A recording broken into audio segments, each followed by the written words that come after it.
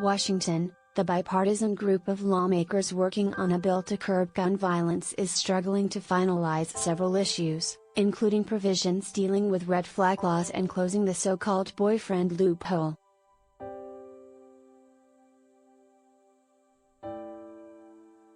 "We don't have a deal yet, it's time to fish or cut bait," Senator John Cornyn, Republican Texas, said Thursday, expressing frustration with the status of the talks after several rounds of meetings failed to produce an agreement this week.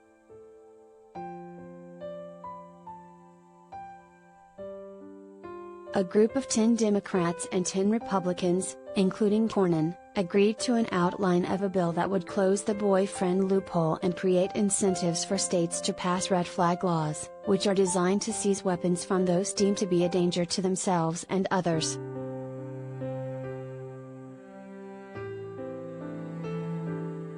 Federal law prohibits several categories of offenders from owning firearms, including people who have been convicted of domestic violence. But the law applies only to current or former spouses, people who live together or people who have children together. It excludes someone in a romantic relationship who doesn't share a child or an address.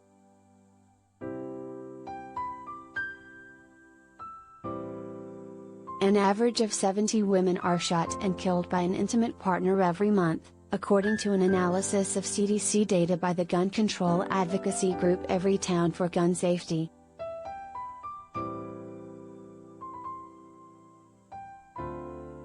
The negotiators have struggled with how to define a boyfriend or partner in the Senate bill. Republicans worry that overly broad definition would lead to Second Amendment violations.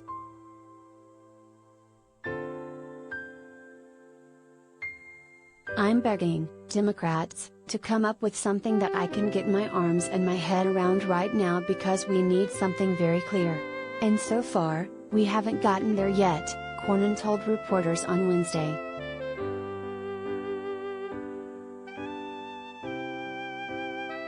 The House of Representatives has repeatedly addressed the boyfriend loophole through passage of the Violence Against Women Act, but Republican senators complained about the provision and it was ultimately dropped from the final version of the legislation that made it to President Joe Biden's desk this year.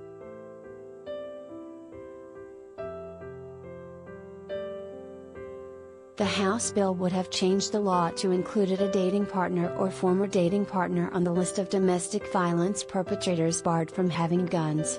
It defined a dating partner as someone who is or has been in a social relationship of a romantic or intimate nature with the person and said the relationship did not have to be sexual.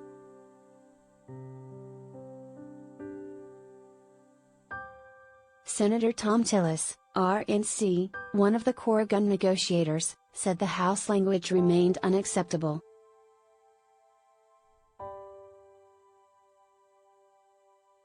"During the Violence Against Women debate, we had difficulty, and what we are trying to do is just find some language that hopefully bridges the gap," Tillis told HuffPost this week.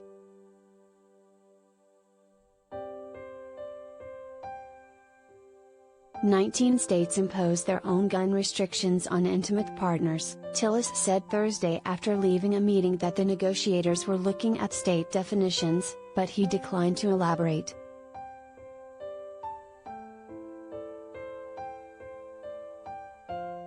"The definition is there for the taking, and so my hope is that we'll be able to get that locked," Senator Chris Murphy, Democrat Connecticut, said.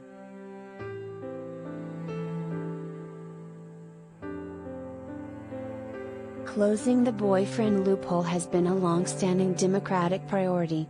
Senator Kyrsten Sinema, Democrat Arizona, pushed for it to be addressed in this round of bipartisan talks over gun violence.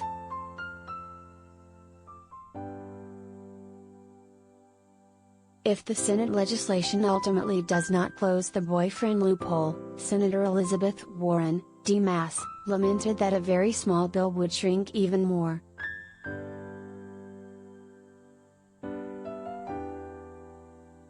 Support for this bill on the Democratic side is largely made up of people who believe that something is better than nothing, but the Republicans keep whittling down on something, Warren told HuffPost.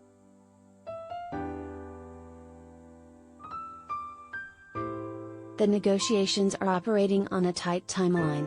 Democrats want to pass the bill before the 2-week July 4th recess, and they need agreement on bill text in order to make that happen.